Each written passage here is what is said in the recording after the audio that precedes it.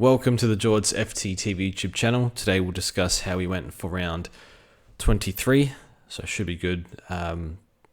Decent week this week, but we'll face a donut next week with Houston. But yeah, 25-27 and into the top 500, which we haven't been for a long time, maybe 3 years. So happy with that, and yeah, probably for that next week. But it's good to have a decent season, I guess. I think 500 top.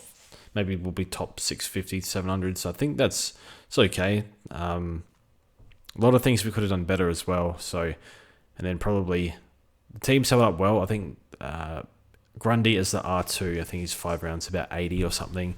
And yeah, he's struggling at the moment. He's like spent half the game on the floor because every time he'd had the opportunity to go to ground, he just stayed there. He looked exhausted. So, and his Tog was managed, so a bit worried about that one. But this time of year, I think people, if you went down to 0 trades with 3-4 weeks to go, just to use your luxuries, and then all of a sudden you get a Kerno, you get English, you get Ridley, you get Houston, you get Sheasel, if you Cotwheel Day today with the collarbone injury or whatever it was. So Philippou as well, if you needed him for F6.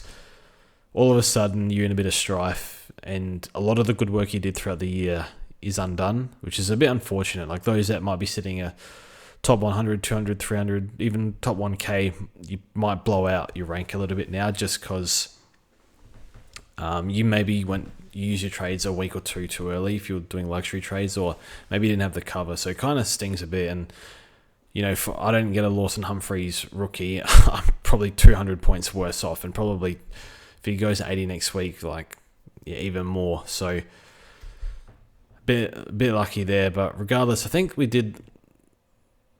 had an okay season. I think we didn't pick any terrible players. Maybe like a Winhager, who was actually alright for a while, but did lose the role. Could have lost at any time. But yeah, we brought him in early days. But otherwise, like the premiums we all picked are pretty good, pretty competitive. Dawson's been a little bit down, and a few 50-50s or 60-40s, you know, like a Andy Brayshaw, how I wanted or whatnot. But yeah, and then I didn't really consider Sherry at the time, but I've had a few more weeks of data. Probably could have gone a Sherry over Grundy, and I think Sherry's 5 round is. I'd be shocked if it's under 135. It feels like it'll be like 150. See that 200 in there. 146, so that's 66 points times 5. 330 points. That's just 5 weeks. That's enormous. Like, it's probably been 450, 500 points since the buy. So it's a massive difference, and it'll be even more. Probably be another 80 this week. So who's Sherry got? Meek, it's not bad. And who's Grundy got? If he plays, Rob, it's not super easy. So, it's tough season this one. But adjusting to the 40 trades, how to use them? Do we need to preserve them? I think the answer is you always need to preserve them. But sometimes you just play for the most upside, and that's using them earlier so you get the most value out of them. Unless, of course, injuries happen. So, which is always on the cards. But look, team's all right. Defense is great. Like Lawson was on 95 at halftime. I was thinking I'm getting a 180 here, but slowed down second half. So, unbelievably good rookie for us. And Luke Ryan 68. I really don't want to look at the average in my team, but his last 5, 104. It's all right. But he's been a pretty underwhelming own. Midfield, we captained Bond. So this is the second week in a row we took it off Butters. I don't know why. Because I had on Butters in my video and put on Zorko. Because I saw a few people in Discord putting it in on Zorko. So, I mean, yeah, Collingwood matchup. Zorko could have easily gone massive. But I know the Crows midfield, it's struggling a bit at the moment. Crouch is probably not 100%. And then we're running like Berry, who doesn't accumulate much. Zach Taylor doesn't have much of a tank yet. Led's out of there. Dawson's still in there, but still gets thrown around a bit. And Dawson's strength is on the outside of the contest. Still on the inside, he's pretty good, but he's much better on the outside, in my opinion. Like his tackles are good, but clearance number is never going to be super high. But yeah, should have gone Butters. And yeah, the showdown. I love the showdown. It's so entertaining. I think there's a bit of talk on Channel 9 today. Just saying that it should be a standalone game. I guess for Victoria, I don't know. Maybe you guys don't care, but it's a good spectacle. I love the Rochelle, the teeth stuff. I thought that was hilarious. From an entertainment point of view and adding fire to the showdown, I loved it. From a competitive point of view, I'm not sure if the coaches would have liked it. Who knows, but leave that to them. But it was fun to watch regardless. But yeah, midfield's good. Like Zach Merritt tagged. Like, what do you do? I feel sorry for him and Neil because I do feel like Neil's probably going to lose a Brownlow or two due to tags, and then Merritt, I feel we're never going to know. Like, I feel like Merritt's top 10 player in the league, but he's never really been like a top 5 or like top 3 player in the league. But I do wonder if tags didn't exist, I think he would be like not far off top 3. Like, wouldn't surprise me, but is what it is. And even Sarong has someone hanging off him every week, and he still manages to get 20 disposals. So yeah, Sarong is all that for the next gen as a next gen mid. It's just incredible amount of tags post by, just ridiculous. Must be 6 or 7 now. Errol's kind of just going. Sydney form dipped, and then, you know, when you're not on the inside heaps, like we got his spike scores when we brought him in. We got 3 140 pluses when we brought him in, so that's like, you're pretty happy with that. But yeah, last 3 hasn't been great. Rosie's, yeah, we've had him 5 rounds, 99, not great. And then what's Rao done over 5 rounds? I hate for it to be over 100. I don't think so though. 90. So we've got 50 points over that trade, where we could have just gone Houston to anyone this week and got 100 points back. Gordon Grundy, I mean, Gordon's fine. Grundy's, yeah, he's pretty cooked. Don't know if he plays. If he doesn't play, we're in strife. We can cover him with Philippou if Philippou comes back. So it is illness, so maybe had a really bad flu that knocked him about. Forward line is good. So we have the top 5. I think most likely clear top 5. Because, yeah, Moore's in there. Cordwell, Heaney, Zorko, Flanders. And then 5th is just Jackson Philippou. So forward line's excellent. Like, can't complain. I think Daniel scored 200. He's 500k. Yeah. I mean, it would have been a good pick, but I haven't really followed him enough. What's he? Yeah, okay. Before that, like 50s and 60s, but still a lot of tons in here. Interesting one. Not quite sure I understand the small forward, a higher forward. But yeah. Not much to discuss really. Left this a bit late. I was watching the Logies, but yeah, just a reminder, like, so out of touch with Aussie TV. Used to like watch so much TV growing up, and now it's like phones and YouTube and Netflix have pretty much replaced it for the younger generation. So I've kind of been,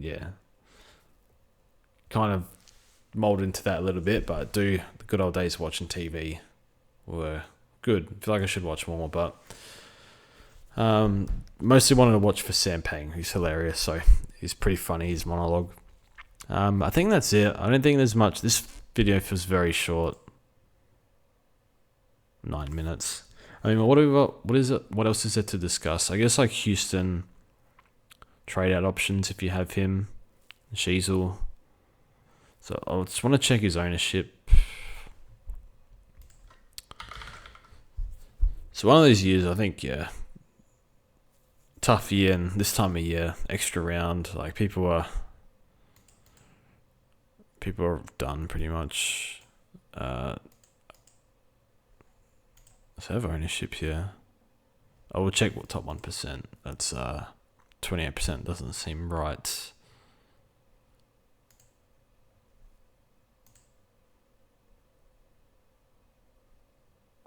62. That's not as much as I hoped for. Still a lot, and how many of these people have trades? I don't know, maybe half. Sherry's 56%. That's way too high. We're getting caned by him every week. Yeah, it's just R2. We're bleeding to death pretty much.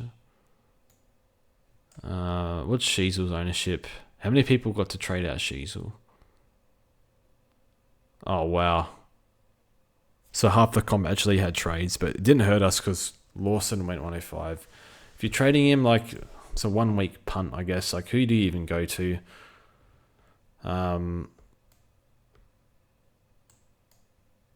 don't know. Blakey probably carves up the Crows at SCG. Could punt him. I don't know. Rivers against Collingwood. They're pretty easy matchup. I don't know. Holmes hasn't been in great form, but does play West Coast, who pretty much laid down today. So, an interesting one. But yeah, I think we'll leave it at that. I think, one more video next week, and we'll wrap up. Maybe go through trades or something, but for this season. But yeah, leave it at that, I think. So, yeah, it would be good to have a bit of a spell in off-season and see how we go. So, yeah, should be good. I've already drafted my 2025 team. So I'll reveal that, or I'll put that in a video probably after the finals or something. So I think ones I like, Philippou. Hugo Garcia will be cheap in the forward line if he stops being sub, but he's shown a lot, especially the VFL. McKercher played a bit of half forward, so people might be looking at him, but I don't know if his role's secure, and he's still pretty young, so probably not go there, but can score like a machine down there. I'll probably go the underpriced mids route. It depends. You might not think underpriced, but I like Dawson, priced at 102. I like Rosie, priced in the 90s, as I slurred there. Who else? Oliver's going to be cheap. Will Day's going to be priced at 90. So I don't know if I'll pick Will Day. I'm not sure, but 500k, pretty cheap. So if I had to pay for one mid, like even Tom Green, what's he? I think, Tom Green's been pretty good lately, 125 round. So he's priced at, he's got the injury game in there. What is his average? 107. So should be sub 600. He can start hot, so he'll probably be one I probably pick again. But yeah, he just had that really poor 2-month patch. And then defenders, go through that another time. But yeah, I traded in Sicily in fantasy. Oh my god, such a letdown. Scored 50. It's my Sheezer replacement. So not sure I trust Sicily like I used to, but if you look at his numbers, they're actually not that bad. Price at 98. That's like sub 550, isn't it? Oh, season stats. Okay, his last 4 has been dreadful. But before that, this is pretty good. I guess Collingwood and Richmond are in here. Pretty good. Take out this round 1, round 2 to round 19. It's all pretty good. 2 scores below 90, and they're high 80s. So, yeah, last 4 has been pretty poor. He's playing with a dodgy shoulder as well, we've got to remember. I'll probably go there again. But yeah, bloody hell, he was disappointing today. But anyway, that's all from me. Thanks for watching, and we'll see you for the final time next week.